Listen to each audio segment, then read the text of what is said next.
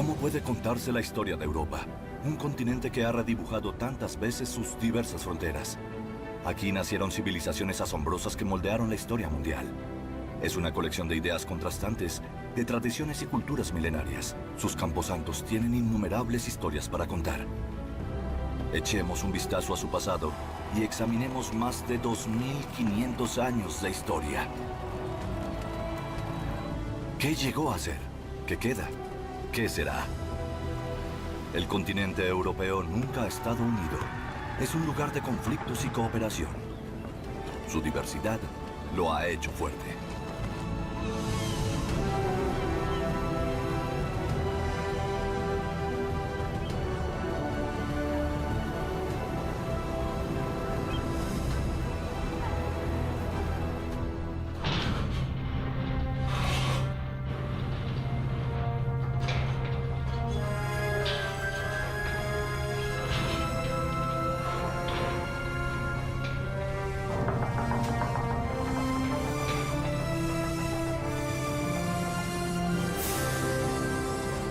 El Sol.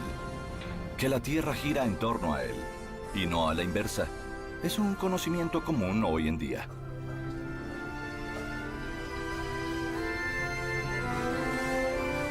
Pero, al mismo tiempo que los astrónomos confirmaban esto en los siglos XVI y XVII, también cuestionaban la autoridad de la Iglesia que había puesto a la Tierra en el centro de la creación de Dios. El Sol, como centro del cosmos, también inspira a Luis XIV, rey de Francia, quien quiere establecer un nuevo orden en el universo político de Europa. Luis XIV quiere ser el equivalente del Sol en la Tierra y lo elige como el símbolo de su reinado. Su nuevo modelo de gobierno se llama absolutismo, lo que significa que el rey tiene todo el poder. O como supuestamente lo dijo el mismo Luis, «L'État c'est moi». Yo soy el Estado. Pero ser el Sol de Francia, orbitado por nobles, no es suficiente para Luis. Quiere ser el Sol de Europa. Todo el continente ha de girar en torno al Roi Soleil, el Rey del Sol.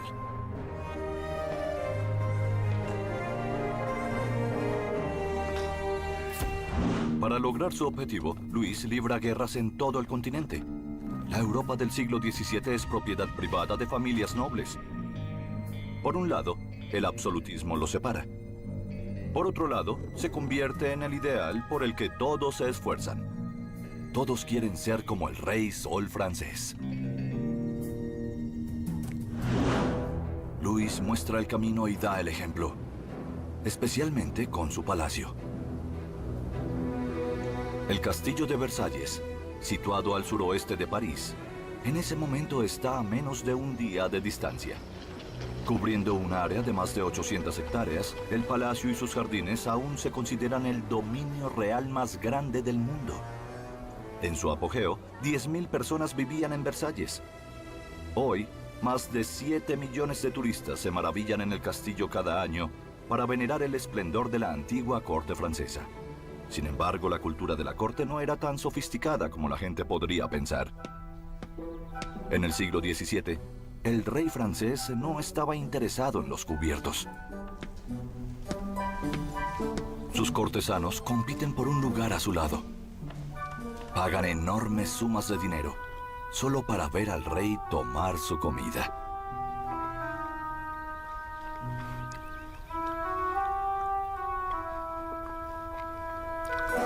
La extraña puesta en escena tiene un solo propósito: demostrar la superioridad absoluta de Luis.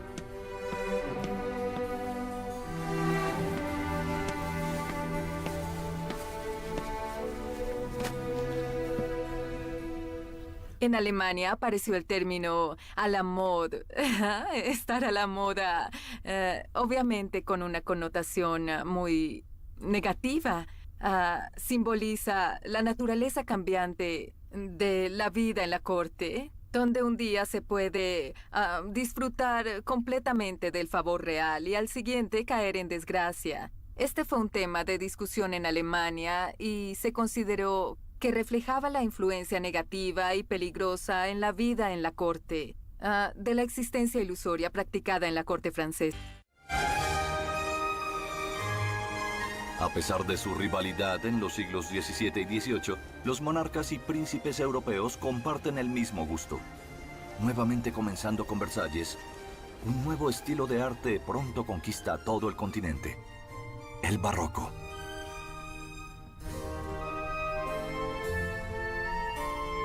El exceso de formas doradas ornamentales ya es considerado como cursi por algunos críticos de la época.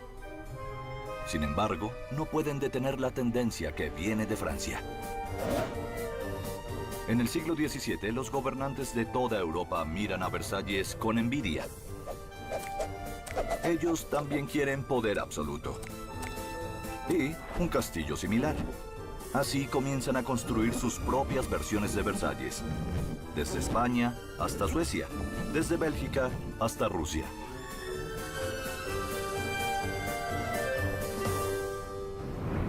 De vuelta a Versalles. El escenario político de Europa se está llenando. Cada vez más monarcas intentan eclipsar al rey sol francés. Para Luis, esto es inaceptable. Su ministro de Finanzas, Jean-Baptiste Colbert, está preocupado por la vanidad de su rey.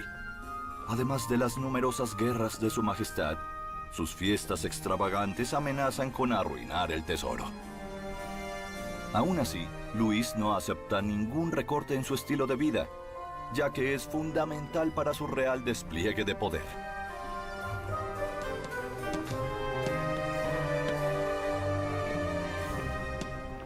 Luis juega un papel ambiguo para Europa tanto en el aspecto negativo como positivo.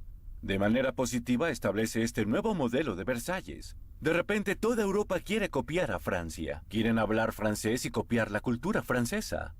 Pero por otro lado, Luis XIV también interrumpe el equilibrio político de Europa, cruza fronteras, inicia guerras y anexa países. Casi se tiene la sensación de que la noción de Europa se formó contra Luis y que el concepto de Europa se ve como una forma de defender el equilibrio político contra alguien que ansía poder.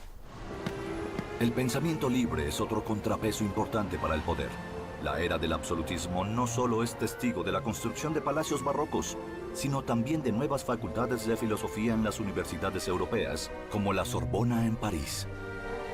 La filosofía se convierte en uno de los mayores contendientes de la teología o las creencias religiosas. Por lo tanto, el siglo XVII también marca el comienzo de la Ilustración, la era de la razón. Voltaire, Montesquieu, Jean-Jacques Rousseau, Thomas Hobbes, Francis Bacon, John Locke, David Hume, Adam Smith, Immanuel Kant, Gottfried Wilhelm Leibniz, Hegel.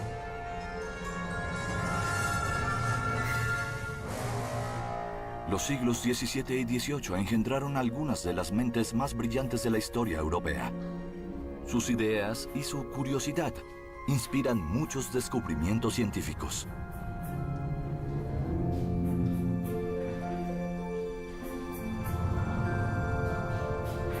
Entre los años 1660 y 1670, el comerciante y científico holandés Anthony van Leeuwenhoek quiere observar de cerca sus fluidos corporales. Para hacerlo, concibe el primer microscopio funcional y descubre lo que él llama Dierkens, pequeñas criaturas, hoy conocidas como bacterias. Además, descubre que los espermatozoides son la fuente de la vida, y no necesariamente Dios. La comprensión de las leyes de la naturaleza pone en tela de juicio las explicaciones bíblicas de la creación, para consternación de la Iglesia. Los hallazgos del médico inglés William Harvey parecen aún más inquietantes. En 1628, publica la primera descripción científicamente correcta de la circulación de la sangre humana. El corazón, que se creía que era la sede del alma, se degrada a la función de una simple bomba.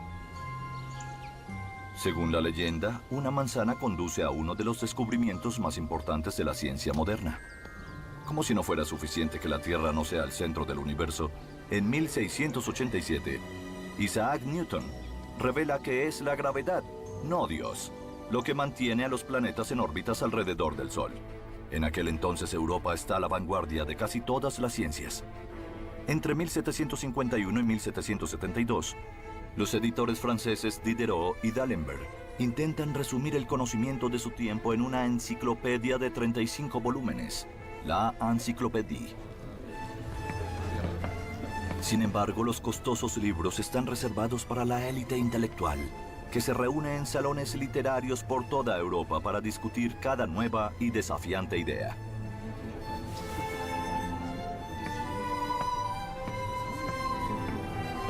Aunque la Encyclopédie trata principalmente asuntos de ciencia, también contiene artículos que cuestionan a la aristocracia y al clero, los viejos poderes del antiguo régimen.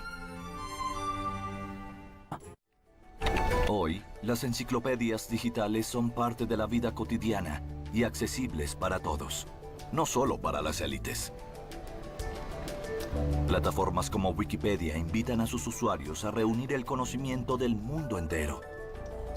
Sus más de 35 millones de artículos digitales nunca encajarían en los 35 volúmenes de la enciclopedia analógica del siglo XVIII. Esta es la iluminación del siglo XXI, por así decirlo.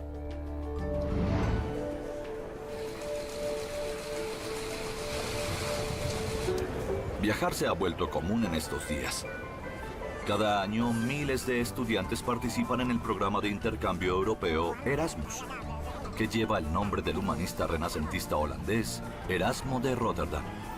Van al extranjero para una pasantía o para asistir a la universidad. Sin embargo, algo similar ya existía en el siglo XVIII, el llamado Grand Tour. El Grand Tour era en realidad un viaje educativo. Se trataba de jóvenes nobles que viajaban para experimentar todo lo que habían leído. Porque al cruzar fronteras y poder conocer otros países y sus tradiciones amplía los horizontes. En este caso, al ver algo diferente te podías ver de otra forma y adquirir una mayor conciencia de la diversidad de Europa. Los destinos más populares no han cambiado mucho desde el siglo XVIII. En aquel entonces, Francia e Italia eran los destinos favoritos de los jóvenes nobles, especialmente Venecia, Florencia y Roma. Una visita a la ciudad eterna se considera el clímax de cada Grand Tour. Obviamente había lugares en Europa a donde ibas de mala gana o no ibas en absoluto. El Sacro Imperio Romano Germánico, la Alemania actual, no era un destino popular. La gente pensaba que viajar allí era agotador y que las personas no eran amistosas. Incluso menos personas se aventuraban a viajar más al este, a Rusia. Como nadie quiere ir al este, el zar Pedro el Grande decide viajar al oeste en 1697. Él gobierna el imperio más grande del mundo, pero, para el momento, Rusia es uno de los países más atrasados de Europa en términos de riqueza económica y avance técnico. El zar quiere cambiar esto, estudiando los países más avanzados de Europa Occidental. Quiere viajar de incógnito, lo que resulta difícil. A Pedro el Grande lo siguen más de 300 personas de su corte. En estas circunstancias es imposible mantener el anonimato. Aún así, el zar y su gran embajada son bienvenidos en casi todos lados. A cambio, muchos países esperan obtener acceso a Rusia y su mercado. Los prusianos enseñan al zar acerca de los cañones. Los holandeses ofrecen información sobre la construcción naval. Y los ingleses lo introducen en el mundo financiero. Pedro el Grande viaja por Europa durante 18 meses, absorbiendo y aprendiendo todo lo que puede de los europeos occidentales. De regreso en Rusia, el zar se propone modernizar su país siguiendo el ejemplo de Europa Occidental. Comienza por cambiar la apariencia externa de su pueblo. Con efecto inmediato, deben vestirse a la manera occidental.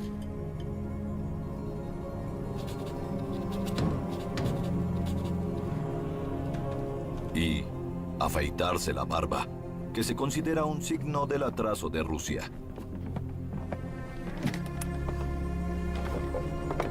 A pesar de dar un buen ejemplo, existe una gran oposición a la prohibición de usar barba.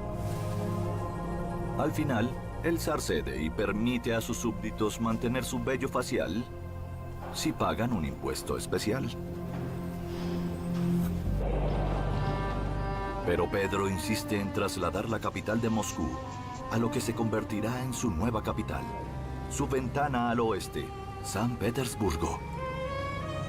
La ciudad se fundó en las marismas de Riva Neva en 1703.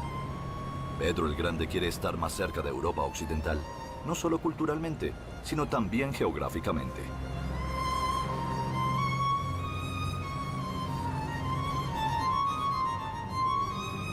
La construcción de su nueva capital es una verdadera empresa europea conjunta.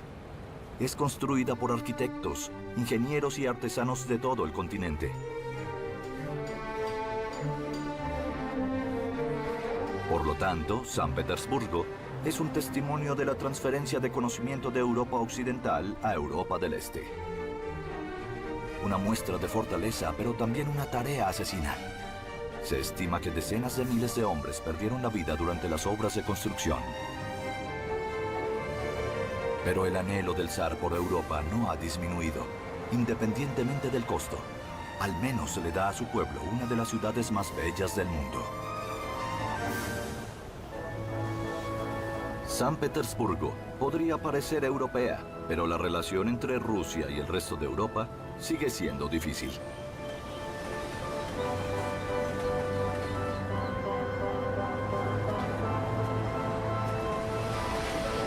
Petersburgo es una ciudad europea y como ciudadano, yo también soy europeo. Sin lugar a dudas, pero al mismo tiempo soy ruso. Yo diría que ser europeo no me impide ser ruso. Así que por lo tanto, ser ruso tampoco me impide ser europeo. Esa es mi respuesta. Aún así, algunos rusos encuentran difícil encontrar puntos en común con otros europeos y viceversa. Están atrapados en una relación amor-odio. Durante el reinado de Pedro el Grande, la mayoría de los rusos no sienten el impulso de convertirse en más europeos. A diferencia de su zar, no quieren afeitarse la barba ni hablar francés. En el siglo XVIII, algunos alemanes también critican la creciente influencia de la moda francesa y piensan en crear su propio vestido nacional alemán. En contraste, los franceses se quejan de que su estilo está siendo copiado en todas partes y que todos tienen el mismo gusto, las mismas pasiones y hábitos. Pero los debates sobre la moda son solo superficiales. El problema real es más profundo y afecta a la mayoría de los europeos. Mientras sus monarcas luchan por el poder absoluto, no tienen nada que decir. Es por eso que cada vez más filósofos del siglo XVIII piden un absolutismo ilustrado. Los pensadores como Voltaire y Montesquieu ponen en tela de juicio el antiguo régimen de la nobleza y el clero, al exigir la separación de la Iglesia y el Estado, así como la distribución del poder, sientan las bases de la democracia moderna. Las ideas publicadas en el Contrato Social de Jean-Jacques Rousseau en 1762 son aún más radicales. Exige que cada nación se rija por la voluntad general del pueblo. En otras palabras, quiere reemplazar el absolutismo con repúblicas.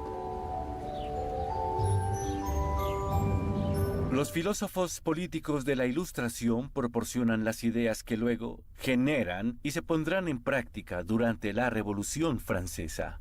Eso no quiere decir que los revolucionarios franceses asaltaron la Bastilla con libros bajo sus brazos. Sin embargo, la idea de la soberanía del pueblo, de una nación, de elecciones y participación política, fue tomada por los revolucionarios de los filósofos de la Ilustración. Es posible que no hayan leído a Rousseau ellos mismos, pero es seguro que conocían sus ideas principales. Hoy, los filósofos franceses reciben el reconocimiento que se merecen. Después de todo, la democracia europea moderna se basa en sus ideas. Para honrarlos, sus restos han sido transferidos al Panteón de París, el Salón de la Fama de Francia. Pero en la Europa absolutista del siglo XVIII no son tan elogiados. En aquel entonces, los gobernantes europeos no quieren darse cuenta de que el sol del absolutismo se está fraguando lentamente. El contrato social de Rousseau está prohibido, su autor perseguido. El tiempo no está listo para sus ideas todavía. Mientras tanto, la competencia entre los absolutistas destroza el continente. En 1756, llevaron a Europa a una guerra catastrófica, la Guerra de los 7 Años. Una guerra desencadenada por la vanidad de las familias nobles que luchan por la hegemonía en Europa y en el mundo. Lo que comenzó como una guerra entre el rey de Prusia, Federico el Grande, y la emperatriz austríaca María Teresa, pronto se convirtió en un conflicto mundial. Primero, convierten a Europa en un campo de batalla. Luego, a todo el mundo. A medida en que la guerra se extiende a las colonias europeas en el exterior. La Guerra de los 7 Años es la Primera Guerra Mundial, que se libra en 3 continentes y océanos.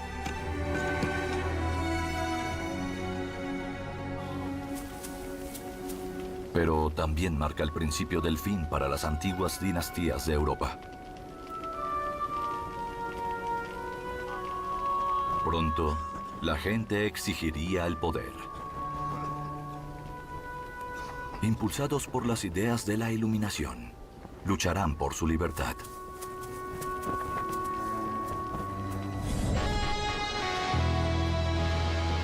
La Estatua de la Libertad representa los valores sobre los cuales se construyeron tanto los Estados Unidos como Europa.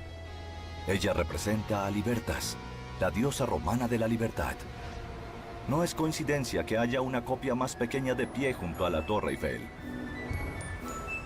Al igual que la original en Nueva York, fue un regalo de Francia a Estados Unidos. Su hermana pequeña en París fue dada a los franceses por los estadounidenses.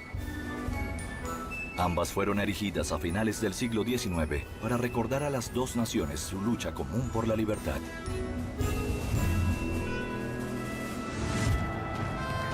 Todo comienza con la lucha de los estadounidenses por la independencia de Inglaterra, que dura desde 1775 hasta 1783.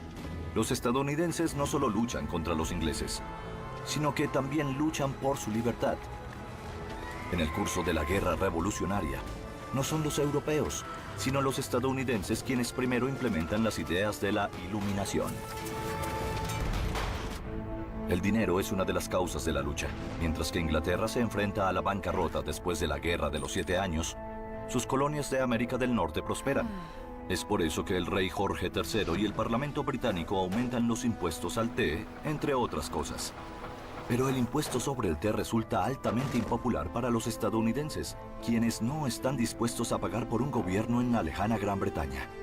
Entonces, en 1773, subieron a bordo de barcos ingleses en el puerto de Boston y arrojaron la carga de té al océano. El motín del té se convierte en el detonante de la guerra revolucionaria estadounidense. Los soldados franceses se unen a su causa, como el Marqués de Lafayette, que lucha en las filas del ejército continental estadounidense. El rey francés apoya la guerra contra la corona británica, su antiguo rival.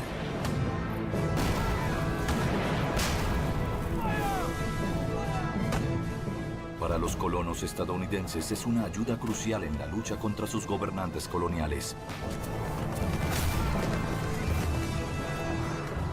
Y aunque la guerra reclama muchas víctimas, es la señal de partida para la primera democracia moderna del mundo. Para una vida libre.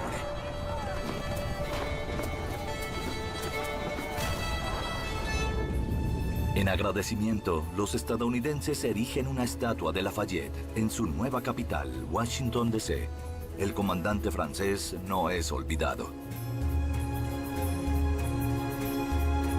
Cuando los soldados estadounidenses desembarcan en las costas francesas en 1917 para luchar junto a Francia durante la Primera Guerra Mundial, gritan Lafayette, estamos aquí, como si quisieran pagar una deuda de libertad.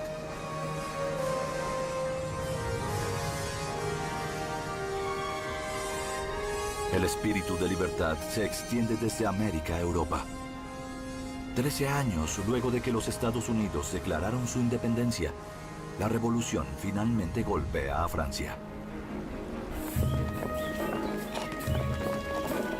París en 1789. Las mujeres francesas van a las barricadas. El compromiso militar de su rey en América ha llevado a un aumento en los precios en el país. El pan se ha vuelto inalcanzable.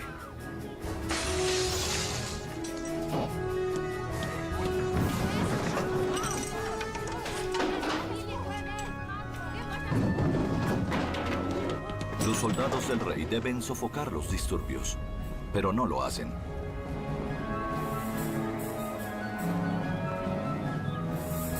Ellos también quieren pan, libertad y democracia.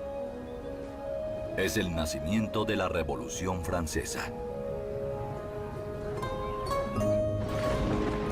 Como una tormenta, la revolución arrastra a la antigua monarquía. El poder ya no está en manos de la nobleza o el clero, sino de la gente, en el llamado Tercer Estado. Crean la Asamblea Nacional, el Parlamento francés, que se convierte en el núcleo de la primera democracia moderna de Europa. Y hasta hoy, la República Francesa se basa en los mismos principios revolucionarios: libertad, igualdad, fraternidad. Este es el mayor momento de la historia nacional francesa y al mismo tiempo un gran salto adelante. Incluso en el discurso político de hoy se oyen cosas como somos republicanos, es el deseo inherente de la república. Hablar de la república no es solo una cuestión retórica en Francia, sino que además es el punto de referencia de todo el sistema político. Las jerarquías son abolidas. En lugar de Madame y Monsieur, ahora se usa ciudadana y ciudadano para mujeres y hombres. Incluso el rey Luis XVI se convierte en ciudadano, el ciudadano Louis Capet. La Asamblea Nacional en París ha formado parlamentos en toda Europa. La palabra francesa parler, hablar, parece ser el lema en todas partes. Independientemente de si es italiano, español, portugués, inglés o alemán, los delegados hablan, discuten y consultan.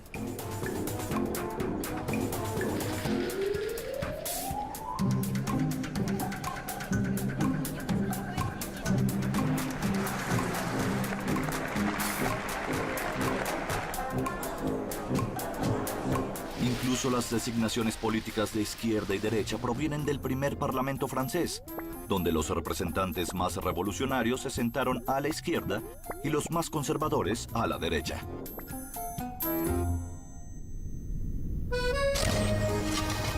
El Marqués de Lafayette se convierte en delegado de la Asamblea Nacional.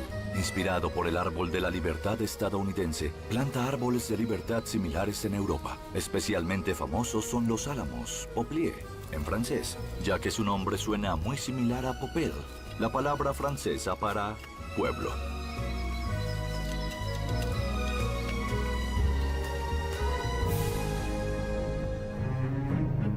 Más tarde, los árboles de la libertad se convierten en un símbolo de la República Francesa.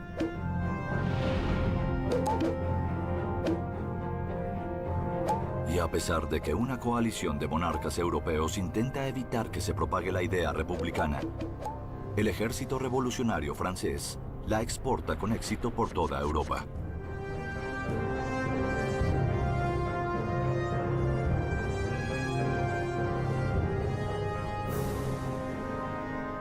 Estamos aquí hoy. Pero antes, la Asamblea Nacional Francesa aprueba leyes revolucionarias. En agosto de 1789 es el Marqués de Lafayette otra vez quien da un paso al frente. Inspirado por la Declaración de Derechos de los Estados Unidos, propone una Declaración Francesa de Derechos Humanos. Es su Declaración de los Derechos del Hombre y del Ciudadano, la cual cambiará radicalmente la historia. Los ciudadanos y los derechos humanos no son una invención europea. Estados Unidos formuló los derechos humanos antes que los europeos. Pero lo que se formuló en 1789 en Francia tiene tal poder político que se divulgó por todo el continente. Y a pesar de que solo unos pocos países europeos adoptan los derechos humanos de inmediato, la opinión de que cada estado debe tener derechos humanos ha sido aceptada en Europa desde entonces.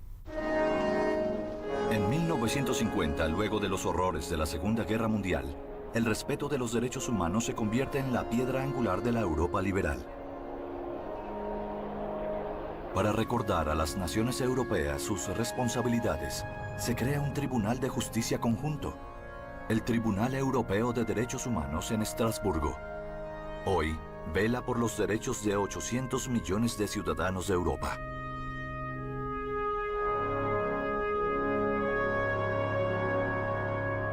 Debido a esto, Europa se ve a sí misma como un faro de los derechos humanos. Sin embargo, esta imagen no siempre resiste una inspección. Los derechos humanos son regularmente infringidos.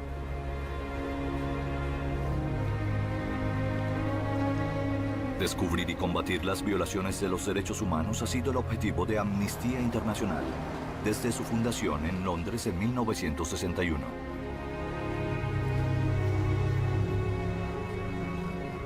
El punto más alto en protección de los derechos humanos en Europa fue el 10 de septiembre de 2001. Y desde ese momento, no solo a consecuencia de los acontecimientos del día siguiente, sino por una sucesión de eventos, el más reciente de los cuales es una crisis de refugiados, los líderes en Europa están cada vez más dispuestos a sacrificar las garantías de los derechos en favor de la seguridad, el control de fronteras y la ilusión de la preservación de la prosperidad de la política existente. Mucho ha cambiado desde el 11 de septiembre y el comienzo de la guerra contra el terror. Los derechos humanos son violados cada vez más, no solo en su lugar de nacimiento, Estados Unidos, o por los estadounidenses.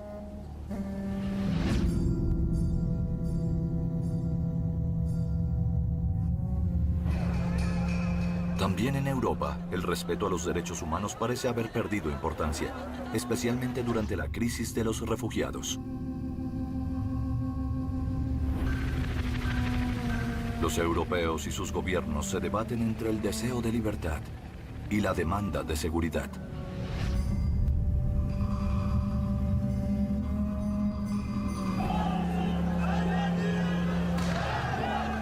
No hay una respuesta fácil a la pregunta de cómo se puede lograr ambas cosas sin sacrificar los valores sobre los que se fundó la Europa moderna.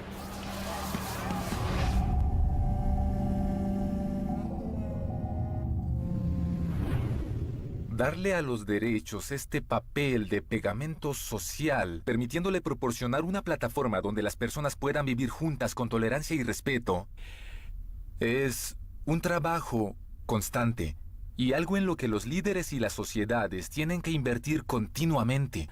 Y quizás no estemos invirtiendo en ello con el mismo vigor que una vez le dedicamos. En el tiempo de la Revolución Francesa, los derechos humanos solo se aplican a los hombres. Sin embargo, en 1791, la feminista francesa Olympe de Gouges se propone cambiar eso, pidiendo a la Asamblea Nacional que adopte su Declaración de los Derechos de la Mujer y la Ciudadana. Pero en ese momento, los delegados masculinos consideran que esa propuesta es demasiado revolucionaria. Solo a comienzos del siglo XX, más de 100 años después, las mujeres finalmente obtienen lo que hoy se da por sentado: el derecho al voto. Y algo más, que puedan ser votadas. Como Margaret Thatcher, que fue la primera mujer en ser elegida como primer ministro de Gran Bretaña en 1979. O Angela Merkel, la primera mujer en convertirse en canciller de Alemania en 2005. La tradición de hacer réplicas de cera de nuestros jefes de Estado también se debe a la Revolución Francesa. Aunque las figuras de aquel entonces no se ven muy favorecidas. Las sangrientas réplicas de cera del rey francés se modelaron durante un periodo oscuro de la Revolución.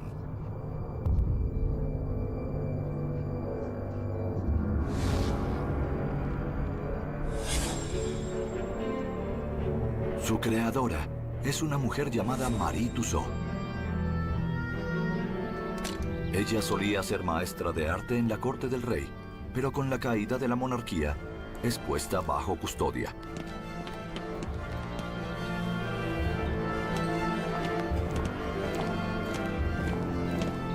Entre 1793 y 1794, el terror reina en Francia.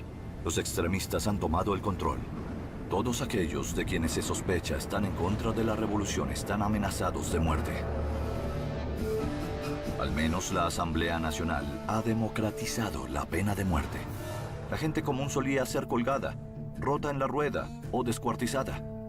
La decapitación estaba reservada para la aristocracia, ya que era rápida e indolora.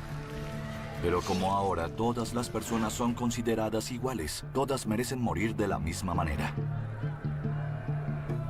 Y para hacer las ejecuciones más rápidas y por lo tanto más humanas, se inventa una máquina de matar: la guillotina. Se usará en miles de ciudadanos franceses, incluida la familia real. Infortunadamente, cuando Luis XVI es decapitado el 21 de enero de 1793, el mecanismo no funciona correctamente, supuestamente por el grueso cuello del rey.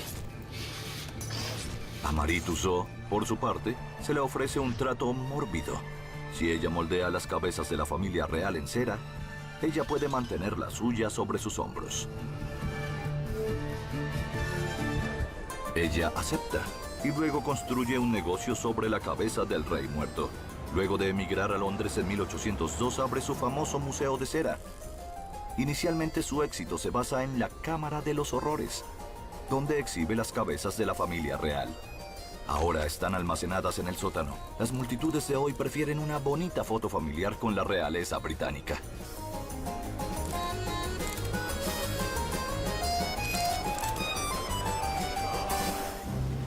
La Revolución Francesa no solo conduce a la libertad y a la democracia, sino a otra fase de opresión.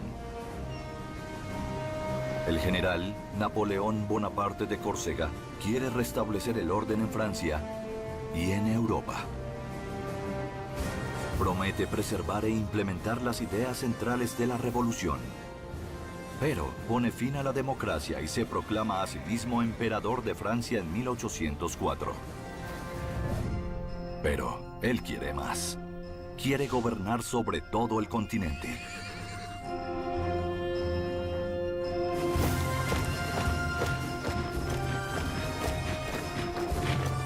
Napoleón tiene su propia visión imperial de la revolución y de Europa.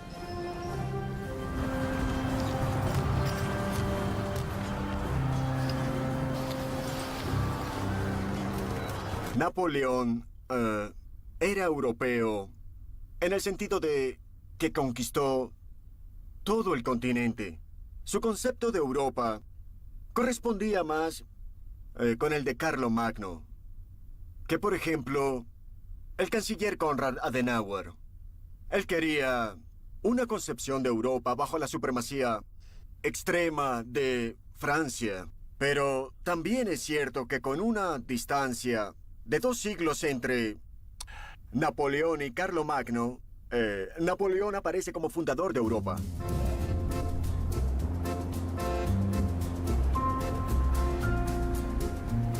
Napoleón une a Europa con fuerza, pero también con un nuevo código de ley.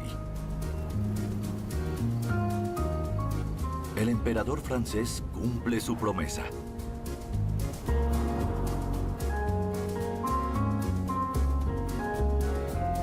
La implementación de ideas revolucionarias. En 1804 introduce el Código Civil Napoleónico, que garantiza la libertad y la justicia para todos los ciudadanos.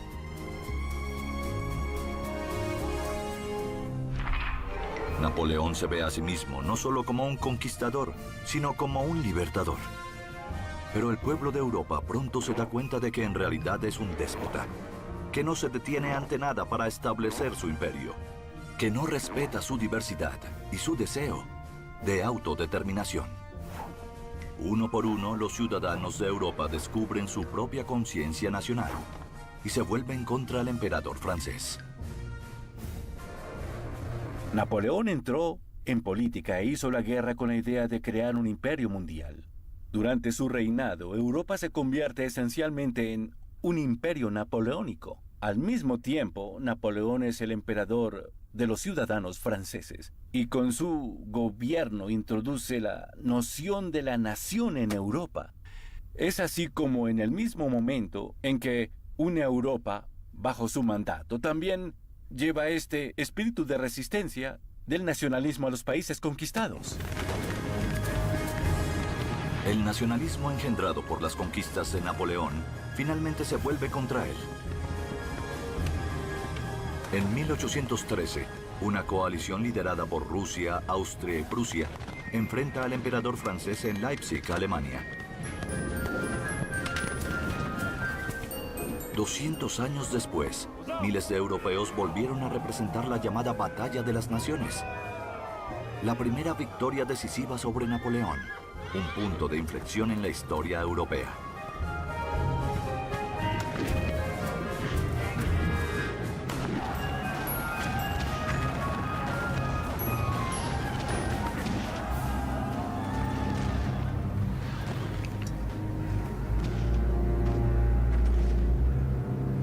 Luego de que el emperador francés es finalmente derrotado, este se exilia en la isla de Santa Elena,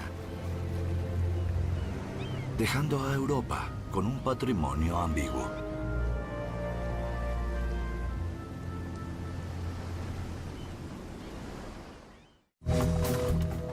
De 1814 a 1815, los monarcas europeos victoriosos se encuentran en el Congreso de Viena.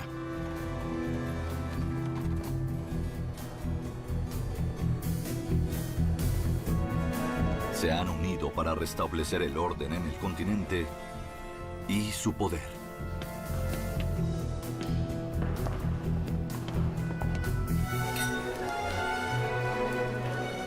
Ellos bailan extravagantes como siempre, como si nada hubiera pasado.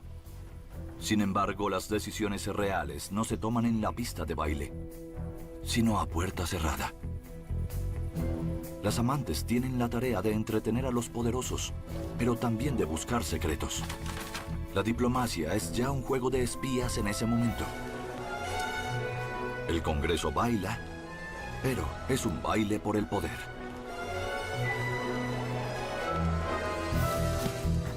Uno de sus objetivos es establecer una paz duradera. Pero los monarcas también tratan de mantener, si no expandir, su influencia. El resultado no es tan dulce como sugieren las figuras de mazapán. Los relojes se retroceden a los tiempos previos a la revolución. Políticamente, Viena podría ser reaccionaria entonces, pero musicalmente es revolucionaria. Los compositores de la llamada Primera Escuela de Viena siguen siendo famosos. Wolfgang Amadeus Mozart, Joseph Haydn y Ludwig van Beethoven. Los tres están asociados con composiciones musicales llenas de emociones. Sin embargo, especialmente la música de Beethoven también tiene un mensaje político.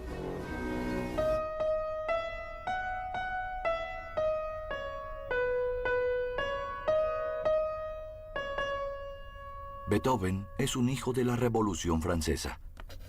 A pesar del empeoramiento de su sordera, decide crear una última obra maestra, su Sinfonía número 9, una musicalización del poema de Friedrich Schiller, Oda a la Alegría.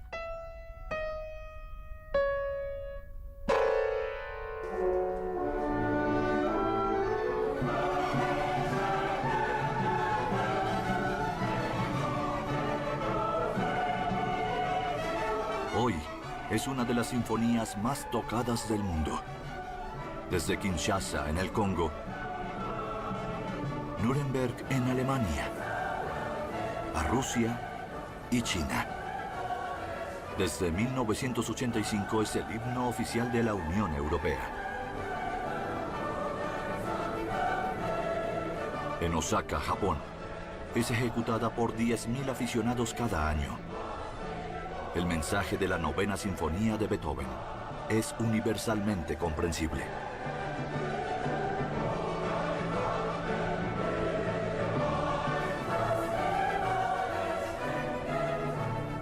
En su estreno en 1824, en la Sala de Conciertos de Viena, este éxito no puede preverse. Después de todo, la Sinfonía de Beethoven es la versión musical de la Revolución Francesa, con su reclamo evocador de que todas las personas se hacen hermanos.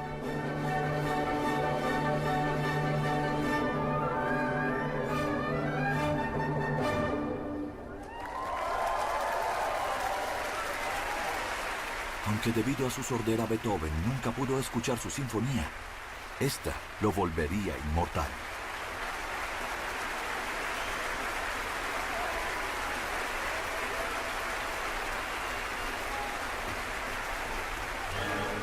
En Bruselas, la música incluso comienza una revolución en 1830.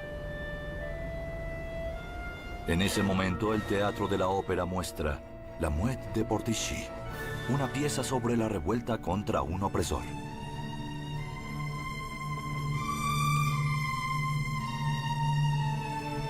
En ese momento, los belgas, en su mayoría católicos, también se sienten oprimidos, ya que están gobernados por el rey protestante de los Países Bajos. Cuando un cantante en el escenario pide venganza con un hacha en la mano, el público salta de sus sillas y sale en bandadas a las calles. Es el comienzo de la Revolución Belga, que finalmente conduce a la independencia de Bélgica de los Países Bajos.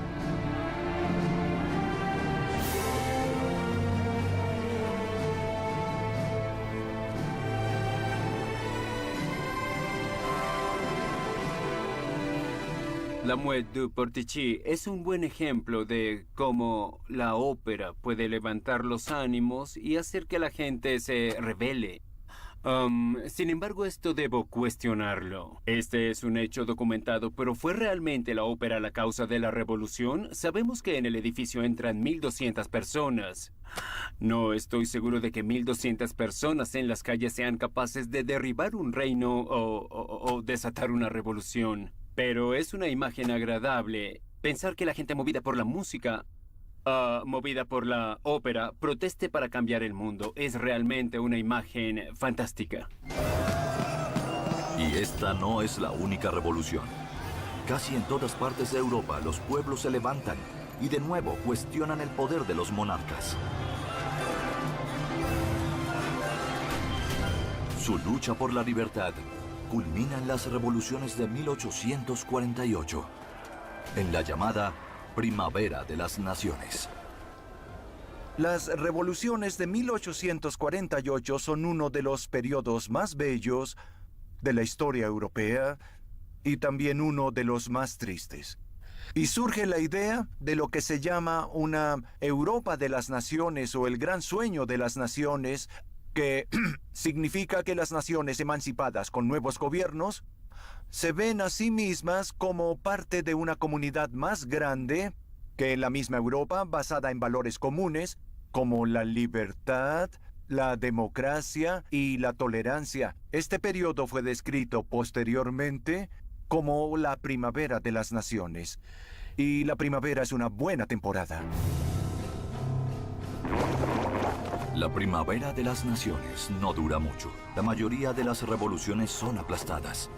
A pesar de toda rivalidad, cuando se trata de defender su poder, los monarcas de Europa trabajan juntos. Los lazos del Congreso de Viena demuestran ser más fuertes que los pueblos. En las revoluciones de 1848, son las personas las que son linchadas, no los reyes.